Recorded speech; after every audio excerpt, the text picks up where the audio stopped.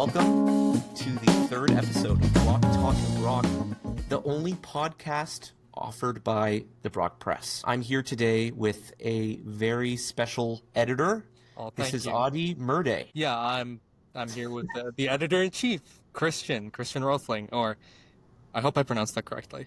You didn't, but that's okay. It's close enough. Just call me Christian. Christian, yeah. And we also have Andrea here off camera. All right, we were talking about maybe switching up how we do the mics, like hold them up like this, like. It how does it does sound? greatly improve the audio quality. Welcome to Rock Talk and Brock. This is the. I don't know if it looks quite as good though. No, I don't think so. I think you need one of those old-timey 1930s radios. We're gonna get the headsets for the next episode where it's like. I don't know about those ones. We can be like sports broadcasters when we get maybe a with sports Jonah. editor. With Jonah, you can maybe do that. There we go. We'll get Jonah on here. Jonah's a sports editor at the Press, and we'll make sure to we'll deck out the whole room in sports equipment that sports gear, banners, and then you got the baseball hats. Be like, what sport is that from? Adhi is a news editor here at the Press. You're new to the Press this year. Yeah, I am. I've started here in September. It's been 3 months, the fastest 3 months of my life. Do you love it? Do you really love it? Oh man, I am enamored with the Press. It is my favorite thing. I'm so glad that you're telling me that you're enamored on a public podcast. See, it's so great working here. I hope. What's the definition of enamored? Like you're in love with your job at the Press. So, yeah, let me just ask you how you found the Press and what got you to apply here. As a student in first year, there were a lot of these newsstands around, and I thought it was really fun to read a physical newspaper, and I would read all these stories, and some of them would be really eye-catching. I remember one of your stories, actually, Christian, that I had read, and I was living in the downtown at the moment, and as everyone knows, downtown St. Catharines is a bit of a grimy place. I know exactly which one. I'm going to pull it up right now, but keep talking. Yeah, it's a bit of it's a bit brushed under the rug by politics, and a lot of the government doesn't really care about what's going on in downtown. Mm-hmm. So there's a lot of crime, there's a lot of homelessness, and you witness a lot of this stuff, and it's never really talked about in the news. I know most news channels here don't really talk about what's going on in the local level, but I saw an article in the Brock Press, and it was by you, and it was about life downtown and the quality of life downtown and student safety downtown. You're talking about why workers face fear when attending shifts downtown. I don't think it's that one. The pizza one with the glass front door window. I think it's the one you did. It was like that is the one that This was 3 years ago. This was a while ago. Maybe it's not you, but there was another one that was done about downtown. It was something about crime levels or crime rates downtown, or student safety downtown. One of those articles that really stood out to me because I was like, finally, someone's actually talking about the students who live downtown. At the time, because I was downtown in first year, I thought that we're pretty removed from what's going on the main campus. So that really put the Press on my radar, and I just started, reading article after article whenever a new print edition would come out. There's a lot of students that are downtown, especially with the Marilyn I. Walker. Yeah. As a former Dart student myself, I can say that I've spent probably more time in that downtown campus, the Marilyn I. Walker building, than I have at this main campus. So yeah, it wasn't the article you're talking about maybe, but I did write one a few years ago about there was a window of the Pizza downtown. Yeah. And it had been smashed and shattered, and everybody was talking about it. And so that kind of inspired this article where I was like, oh man, I have to find out what caused that, because people on main campus probably didn't even know this was happening. But yeah, I find main campus is really isolated. It was like, what happened to the pizza? So I interviewed the pizza worker. She was really nice. It was a good conversation. Yeah. But yeah, and then there was also a few from the previous editor-in-chief, Hatham. He wrote an article, it was a feature, I think, about worker co-ops. And I remember it was so long in the print edition that it just, at the end it was like, go read this online. Mm-hmm. And I read that and I thought it was really interesting. The person who was covering news at the time was, I think, Michaela. And then a lot of the news articles, because it was the election season, it was pretty interesting to read and catch up. Michaela was I believe she was the editor-at-large last year. Though I might be mistaken, but she did a lot of work around news and analysis and that sort of thing, and she was on the first episode of Walk, Talk, and Brock. Yeah. Hatham is very, very passionate about that's the former editor-in-chief. very passionate about the worker co-op system, so much so that he helped transition the Brock Press during his time in leadership into a worker cooperative governance structure. There's more information on our website about what exactly that means. It basically just means that we are a very democratic workplace. Everyone's held accountable, including management, which is great, because it means if any bad apples come up to the top or whatever, they get caught. We got a lot of this book around campus, Democracy at Work. I was gonna, Yeah. I was gonna say, my microphone is also sitting on two of them right now. But I swear, they've also been read. Okay. They also are used as books as They're well. not just for show, guys. They're not just to lift up microphones. That would be ridiculous. Yeah, but Haytham did an interview with the author of this book, Dr. Richard Wolff. I think I was researching about, like, I looked into that feature a bit more last year before I was working at the Press. Did he do some interview on like some news channel or something where he just like, he's like, "Oh, I love your work. We're one of the first worker co-ops in Canada, one of the only worker co-ops." Yeah, I think it was the Majority Report with Sam Cedar. Oh yeah, the Majority Report. Yeah. Yeah, which we might have a clip of on our website, actually. And I apologize, when I'm looking over to the side, that's me vigorously doing research on everything we're talking about. Yeah, so we've got a video portion on our website here. Yeah, and you can see it there. So if anyone's interested in seeing him calling in and showing off in front of Sam Cedar, that's on our website. I kind of got that impression too. Yeah. Very knowledgeable on the whole thing, worker co-op. Yeah, no, but it has been a great thing for the press, and I think that I've got the impression that people really enjoy it. But yeah, all of those things combined kind of really put the Press on my own radar. I think you guys posted on Instagram or something like, "Oh, we have a few openings for a bunch of positions." Mm-hmm. And I was mulling about whether or not I should apply. In high school, I was really into the newspaper format for writing articles. I think you saw it in my application. I was actually really into chemistry at the time. I am a political science student now. I'm not actually a chemist. It didn't really work out that way. STEM's very different. STEM's a bit hard. Yeah. So I actually did a lot of my projects or reports in a newspaper style. My favorite was leaded gasoline because the story of leaded gasoline was insane, and I wrote that in a full like newspaper type report. And you know, when the job openings came up, I was like, do I really have what's needed to apply to the Press? Do I really am I really a qualified candidate? Because at the time my only job experience was working at Winners, and working at retail it's quite demoralizing. I don't know if you've ever had much retail experience, but I have not been in. I did spend a very short amount of time in retail, but I spent more time working the takeout counter at a local Swiss chalet. So I very dealt controversial. Very controversial, Chris. I dealt with probably a lot of the same people that you're talking about. Yeah, working at Winners was kind of like that. It's very much 5 hours of silence or solitude, and then you get like a few customers that are not the most pleasant people. Mm-hmm. And then, so that was my only job experience at the time. And I really wanted to do something different with my life because I wasn't very happy with just sorting clothes. I was just going to say, I feel like sometimes maybe you feel undervalued too, and that sort of. It is a bit of an undervalued position to have, but at the same time, I think it's more like the attitude of the people who tend to shop at Winners. Yeah. Yeah. Like when I worked in takeout, I worked with a lot of great people that I'm unfortunately not really in contact with anymore, but we made some great friendships there. But some of the people that would come in, they just see you as you're just here to press the buttons and get done whatever they order, right? And you're like you're a robot. One time I got a guy who was really pissed at me. He was buying like some button-up shirt that was like made of polyester or something, so it was very difficult to fold. And I didn't fold it. I just I did a bit of a stereotypical minimum wage fold. I gave it to him. Okay. And then he got really pissed at me, and he started screaming like, "Hey, who taught you how to fold? Is this how you treat a customer or something?" And he just took it and he threw it at me like this. And I was like, dude, I was 17, 16 or something. It's a polyester shirt. It's not the most foldable material ever. What do you expect?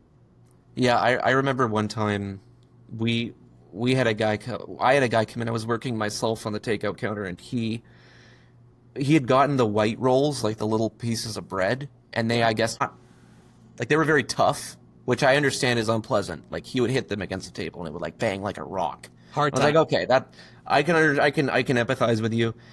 So I went to the kitchen and I was like, get me 6 white rolls instead of 4. And I gave them to him and he was so happy. He was like, I got you 6. Little does he know those were like 20 cents each. But, it made him feel like like the some of the situation was sacrifices. remedied, so I was happy with that. So after that, I was like, I want to do something different with my life because retail is depressing. Hmm. It's necessary. I appreciate the workers who work there. Hmm. Working there has given me a different perspective on people who have to work these types of jobs or who choose to work these types of jobs. So definitely it's part of society. But I decided I wanted to do something different. So then I was like talking with my girlfriend at the time. I was like, should I apply for the press job? And she's like, worst case scenario, you don't get the job. So I Yeah. was like, okay, I threw in my application. I linked a bunch of my stuff. I was actually pretty lucky because when you end high school, you lose access to almost all of your projects and all of your work. Yeah. But I had done all of my reports on Canva, and that was on my personal account, so I still had all those newspaper type reports with me.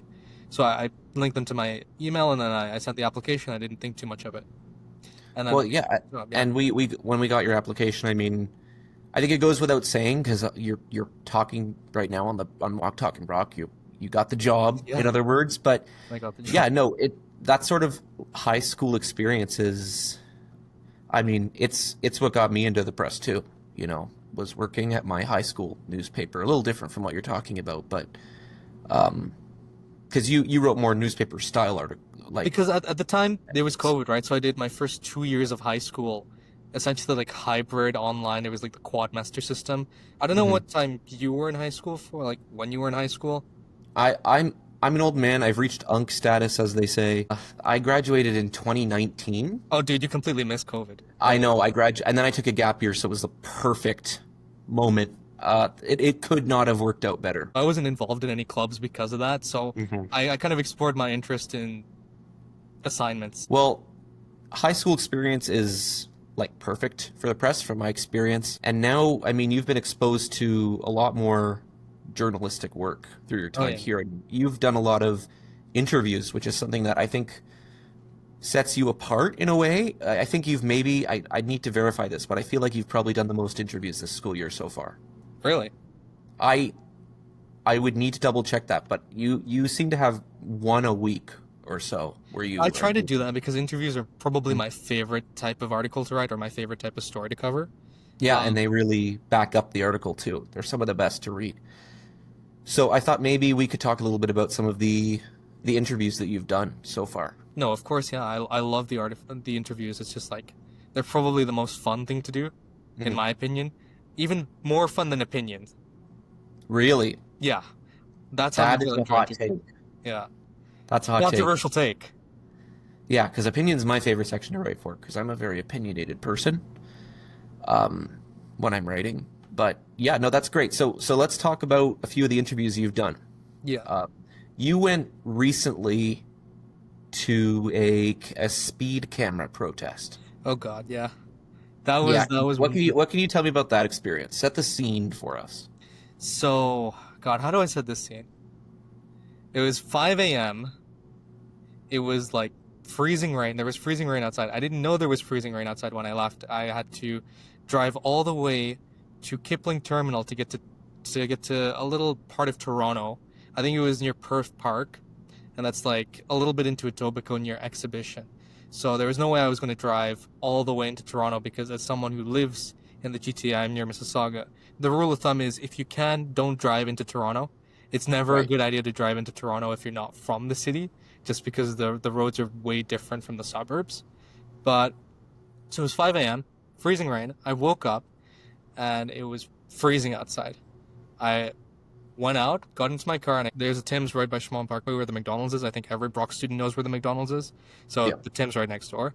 So I grabbed a tea, I grabbed a bagel, and then I went on the highway. And the drive was brutal. I think it was the most brutal drive of my life because it was raining heavy. And not only was it raining heavy, there were a bunch of pickup trucks for some reason on the road at 5 a.m. I think it was a Hmm. bunch of the blue collar workers who were going out for shift. None of these guys have mud flaps on their trucks. So they were kicking up a lot of mist. They were kicking up a lot of mist. And mist is worse than rain in my opinion because your wipers just cannot keep up. For reference, I drive a sedan. I drive a small Hyundai sedan and it was brutal. So my strategy to survive that drive was to just stick behind a semi truck going like 90 or 80, which is like 10 kilometers, 20 kilometers below the speed limit because those Hmm. guys have mud flaps. Pickup trucks don't have mud flaps and they're just menaces on the road in my opinion. maybe I'll write an opinion on that. You have a lot of opinions about the road, which Yeah. will I won't go in depth here, but you have a lot of opinion articles about transportation. So Yeah, getting to and from Mississauga is a bit of a pain. So I locked in hard. I had those air vents on. I was blasting hot air on the windshield. The wipers were full blast. They say it's a bad idea to turn on the high beams in the rain. I agree. I've looked at that. It actually just makes it harder to see. So I had essentially every feature on and I was just driving. And then as soon as I hit Mississauga, I got stuck in the worst traffic ever. I don't know if any of you have ever really driven through Mississauga during any time period. It doesn't even matter if it's rush hour or not. But ever since, this is my own personal theory, I haven't really confirmed this, but ever since the back to office mandates, the traffic on the portion of the QEW has just gotten worse. It's terrible. It's like you're crawling at 11 kilometers per hour as soon as you enter the city, all the way until wherever you get off. It's a miserable experience. And to make it worse, if you're in the rightmost lane, you're always going to see people getting onto those the entrance and exit ramps and just cutting ahead at like 100 kilometers per hour. you were really upset. You're having a bad day. It was I don't know. I wouldn't say I was having a bad day, but I was having an early day. You had an early morning, Very early morning. It was Yep. probably like freezing rain. When was Freezing. this? Was this this October? was this was a Monday in October. I think it Mhm. was like the week of Halloween. And from the press release, I was expecting a rather large crowd, a rather large protest. Mhm. But further on with the commute, I got off. I got to Kipling, and then I boarded a subway. And then, in typical Toronto fashion, the subway was delayed. But I managed to build in enough time because I'm familiar enough with that commute or that sort of commute that Mhm. I arrived on time. I Okay. arrived on time, and by the press release, I was kind of expecting a rather large demonstration. It was really well written. It was a really well planned out protest. The press release did impress me a lot, so that's why I thought it was important to go cover it in person. And I still Sometimes stand by that. I get these press releases for context. I think I'm part of email chains or something like that, where sometimes when there's something going on in the community, I'll get these emails, and because I can't cover every story myself, of course, I reach out to the news writers or to other writers as necessary. And Adi, you came in clutch with this one. Thank you. Yeah, I Yes. thought it was really important to cover, and I still stand by that. Mhm.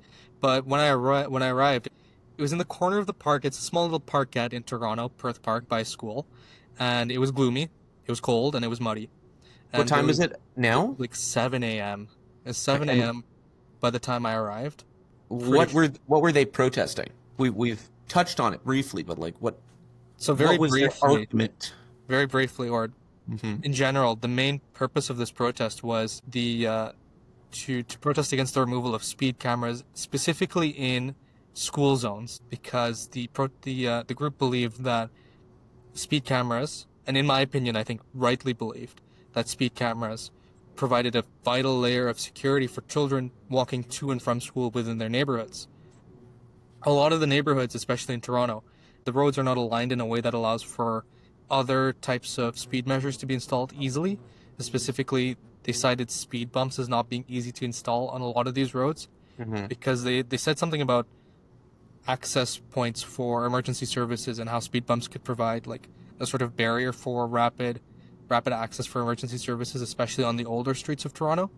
But then this protest was also, it was across the province. There was a protest in Ottawa, there was a protest in Kitchener. There was one I was planning to attend, it was in Vaughan, but I looked at the drive from here to Vaughan and I was like, it was a little too brutal. I went with the Perth Park protest, which is just a little bit into Etobicoke. You were expecting a bigger demonstration. You said how many people would you estimate? 5. 5? Okay. No, sorry, bigger protest. I was estimating like maybe 50 people for this protest, but Mhm. then when I arrived, I think in total I saw maybe 5 to 8 people. Well, it is 7 in the morning on a Yeah. gloomy October day, so you talked to some of these people. Yeah, it was really interesting actually. I talked to the main organizer, and a lot of these people, they're parents themselves, so they carry the energy of being a parent of a young child because it's next to an elementary school, and they were very concerned. But apart from that, there was also the MP for the area, or the NDP MP in general, Alexa Gilmore, attended this protest, and there was a few interesting characters that also attended this protest. I remember there was one guy, I'm not going to give his name, but he was very passionate about seeing the end of Doug Ford in the literal sense. Oh, Yeah, I see. he was Okay. very impassioned about that. Okay. Well, people are passionate about People are very passionate. these sorts of things, especially about politics and that sort of thing. So, Dismal um, rhetoric, yeah. yeah. And this article is up on brockpress.com. So, by the I'm not sure if it's up right now as of recording, but it definitely will be by the time this episode goes live. Let me see here. But yeah, the actual interviews, they were pretty interesting. A lot of the parents were, of course, It's up. concerned about the removal of speed cameras, and then I had some very frank conversations with them. The interesting part about doing an interview is the conversations you have prior to recording and the conversations you have during recording are somewhat different. Like Hmm. people will be a lot more cautious about what they're saying. Nothing terribly redacted here, just some people were less opinionated in their actual interviews than they were in Yeah. conversation with me. You wrote in the article, I believe, correct me if I'm wrong, that even 1 kilometer over, you can get charged for that. This was a separate article from the actual speed camera coverage.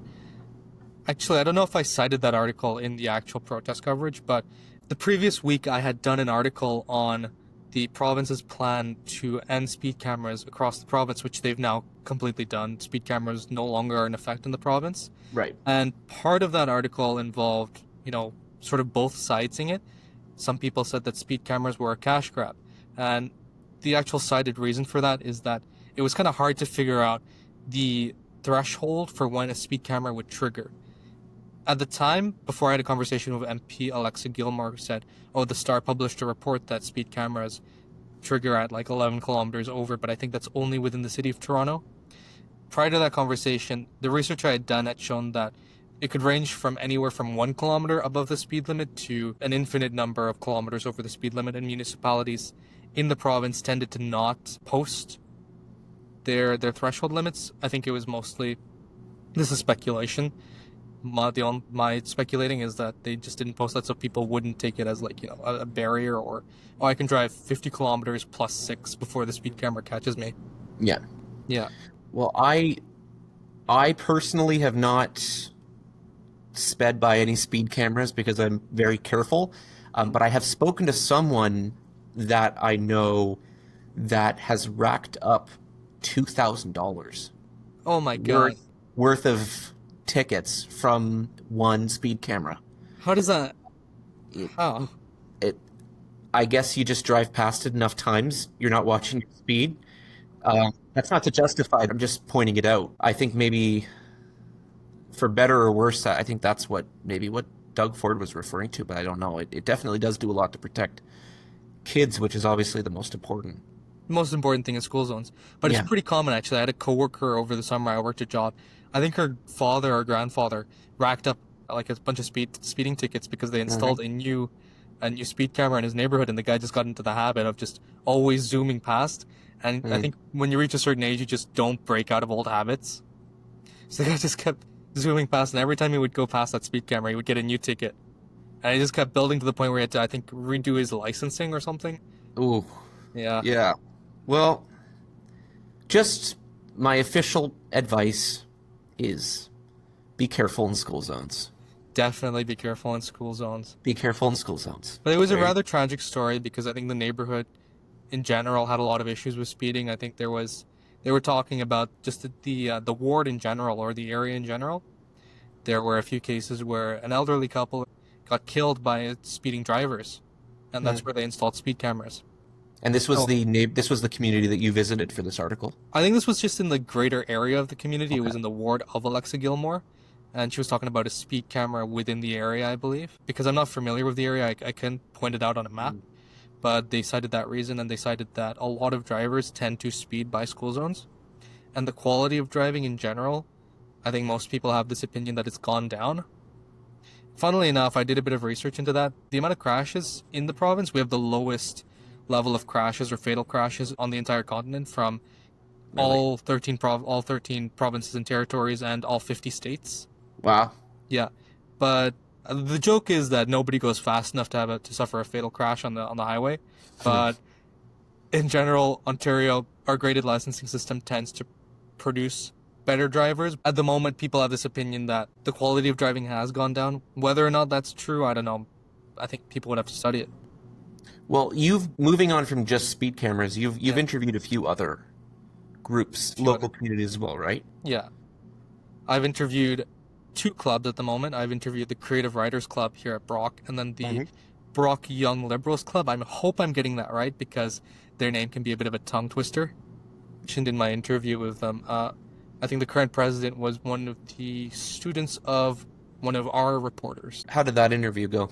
Oh, it was a really great interview. I showed up at like 5 p.m. It was in the market, so It most wasn't people. a sleety, rainy, It was disgusting it was full. drive. It was October. There was no drive. There was no tediousness in getting there, So but you were in it was. a bit of a better mood when you went to this one. I'd say a little bit, yeah. Okay. It was a I'm just Thursday. A teasing you. lot of people Yeah. weren't on campus. A lot of people were at home. It was a bit of a later interview, so Hmm. I was in an okay mood Yep. Okay. Good. before I started the interview. But the people at the Creative Writers Club, they're very kind and they're very interesting to talk to. I bet. The president, Ethan, I talked to him. He was a really interesting person to have a conversation with. Hmm. And actually, after the interview, we talked a lot more for like maybe an hour or two after. Like with a lot of these interviews, especially the speed camera protest and this the club interviews, is that a lot of these organizations are very small and they don't get a lot of news coverage, or a lot of students just don't know about what's going on here at Brock. So what I try to do with these interviews is I try to find stories which I hadn't really heard of to begin with, and that's sort of what gets me interested in them. It's also sort of the reason why I started following the Brock Press to begin with. Before I even was working here, I always read the press to see things which I hadn't seen before, because as a poly student, I'm a poly student. I tend to read a lot of news to catch up with what's going on, and a lot of things on the local level are really missed, and there's a strong lack of local coverage or small scale coverage. Hmm. And if you look through the archives here at the press, you'll see that it wasn't always the case. Local newspapers used to be a lot stronger than they currently are, but that's sort of been replaced by social media. So how do you find stories week by week? Usually it's word of mouth. Okay. Word of mouth or the Reddit. The Reddit. I was gonna say it's got to come Any- up. It comes up every time. Any Brock Press editor knows the Reddit. I think any Brock student knows the Reddit. Every Brock student knows the Reddit. Yeah. The Reddit is kind of infamous. We've talked about this. This is not the first time we've talked about the Reddit on this show.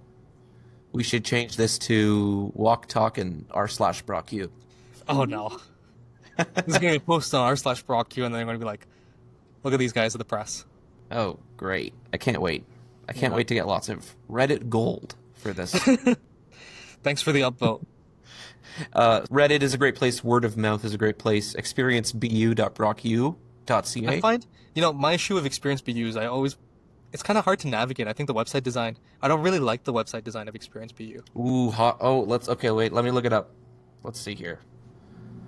Let's get my live reaction to experiencebu.brocku.ca. No, but it's sort of disorganized. It's kind of hard to find anything. Correct me if I'm wrong, but it's not in chronological order, is it? Andrea, can we, boom, put the webpage right here, right over my face right now while I'm talking? I mean, it looks okay to me. I don't know. I Macedo- always had a bit of issues finding events on Experience BU, mostly because there's a lot of repeating events that are always stated on there. Especially there's a lot of Christian get-togethers, which Okay. I love it, but it's not really a club get-together, and I think a lot of clubs don't really advertise their stuff on Experience BU. There you go. Hey, Brock Clubs, start advertising on Experience BU. Or post about it on the Reddit. I think if you post about it on the Reddit, you get a lot more traction. There you go. Experience BU walked so Reddit could run. Yeah. Now, you also talked to the Brock Young Liberals Club as well. Oh, those guys are an interesting club. They're apparently ratified by the Ontario Liberal Party, and they're waiting ratification from the Federal Liberal Party. I went into that interview with nearly zero knowledge about how a university political club worked, and I learned a lot. It was a very long conversation, and this one was a video interview. So I was in my own room. It was sunny. My room is, imagine the average university student's room. I'm not going to get into much detail there. So you had a glass of water with you? Yeah, I had a glass of water with me.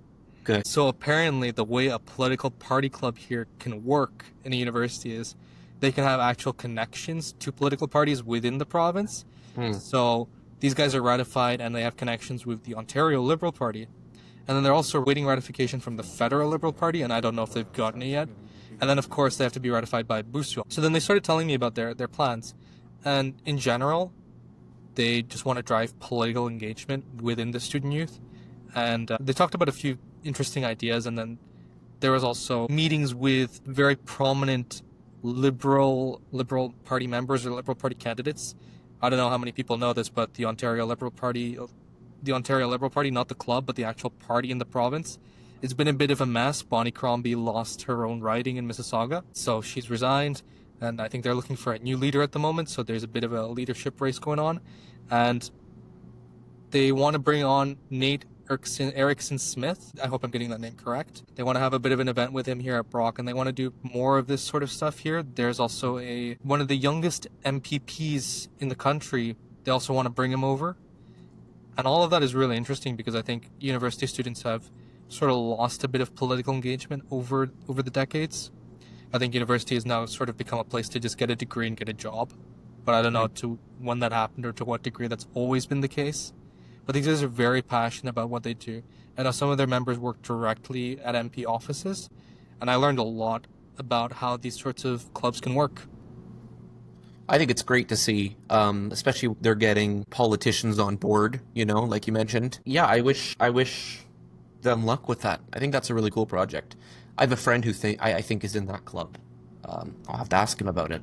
It's a really cool project, and I think it's good in general to get more discourse out here. It's not just Brock doesn't have just a Liberal Party club. We also have an NDP Party club too, but I haven't heard too much from them. Maybe I'll try to cover them in the future, but who knows? But I really enjoyed doing those club highlights or the club interviews because a lot of the time they're very passionate people who run these clubs, as you can imagine. And they also have very interesting missions or purposes. Like the Creative Writers Club, every year they do an anthology. And the anthology is essentially they set up a world and they have the writers write in a world and they can do any format or medium. You could do poetry, you could do a short story, any sort of medium you can imagine. And I thought that was really cool. And they publish these anthologies in actual physical prints and then you can buy them. I think at the moment they've been printing them off of Amazon or through Amazon. I have no idea what I was going to say. Favorite cheeseburger? There we go. Favorite cheeseburger. How can we put a cheeseburger in an anthology? You could write a world where the Burger King is overrun by tyrants. Or the Burger King is an actual king. Well, we're going to introduce a new section of the Brock Press where we just have you tell stories about burgers and have it all be part of a greater anthology. I kind of am looking forward to writing satire, though. I've seen a lot of the Brock Crass, and I thought that was hilarious. The April Fool's Day edition, I think, was my favorite edition of the Brock Press, and I am looking forward. Keep me on all the way till April, Christian. I want to write in that section. I don't think you have anything to worry about. I love the Brock Crass as well. That's, as you just said, that is the April Fool's edition where we post all just satire articles. I don't know if you follow, there's a satire news channel called the Beaverton. I've seen the Beaverton, I've seen the Onion. Great stuff. And the Brock Crass is sort of our take on that. Yeah. There may be a special episode of this podcast that we're going to produce for the Brock Crass. Wink, wink. That's all I can say about that. Wink, wink, nudge, nudge. But yeah, there's some pretty good stuff on the Brock Crass. I wrote one this last year about why it's time to accept that Santa Claus is real. But I feel like that's a pretty basic. I liked Hatham's article. It was like, so you're a Brock student or something, or this is what you need to do as a Brock student, and I thought that was hilarious. I got a weird sense of humor, though. Thomas Morgan, who was a former sports editor, and he did something fun where he actually put a sports angle into his Crass article. The GOAT debate has been settled. Easter Bunny reigns supreme. That's what I like, though. I really like it when someone juxtaposes a sort of serious topic with absolute comedy or absurdity. Hannah, the arts editor you may remember from the previous episode, she did a review of Baby Shark. She called it a cult classic, and she gave it a 2 out of 5. If you ask me, is like 3 points too high. 5-year-olds always agree. Baby Shark is the cult classic. I did one here on... Oh man, this was silly. This was 2 years ago. The Brock Press declares war on Brock TV. I saw that one too. That was their office is next door to ours. It's like right over there. And I did this ridiculous article. The picture is like soldiers marching down a street.